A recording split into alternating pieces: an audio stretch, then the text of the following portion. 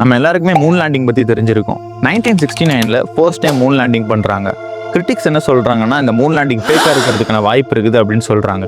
இவங்க மொத்தமாக 2 விஷயத்தை ஹைலைட் பண்ணுறாங்க. ஃபர்ஸ்ட்டு, மூணில் தான் காற்றே கிடையாது, அப்போ எப்படி அந்த கொடி ஆடிச்சுன்னு சொல்கிறாங்க. ரெண்டாவது, ஒரு ஈரப்பதமான மணலில் கால் வைக்கும்போது தான் கால் வச்சு ஃபுல்லாக பதியும்.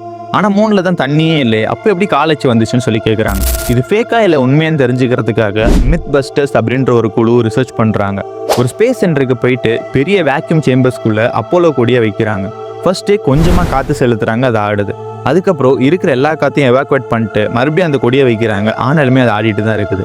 இந்த மாதிரி ஃபஸ்ட்டு மித்தை அவங்க பஸ்ட் பண்ணுறாங்க. ரெண்டாவதாக ஃபுட் பிரிண்ட்ஸை செக் பண்ணுறாங்க. மூணில் இருக்கிற சாயில் இர்ரெகுலராக ஷார்ப்பாக இருக்கும், எர்த்தில் இருக்கிற சாயில் மாதிரி இருக்காது. ஒரு ஒரிஜினல் ஸ்பேஸ் பூட்ஸை வச்சு சிமுலேட்டட் லூனார் சாயிலில் காற்றும் தண்ணியும் எல்லாமே நின்று பார்க்குறாங்க. ஃபுட் பிரிண்ட் கிளியராகவே வந்துடுது. கிரிட்டிக்ஸோட 2 தியரியுமே இங்கே டீபங்க் ஆகுது. எப்படி ஒரிஜினல் ஃபுட்டேஜில் இருந்துச்சோ அதே மாதிரி இருந்துச்சுன்னு சொல்கிறாங்க. அப்போ உண்மையிலேயே மூன் லேண்டிங் நடந்துச்சா? இதை பற்றி நீங்கள் என்ன நினைக்கிறீங்க?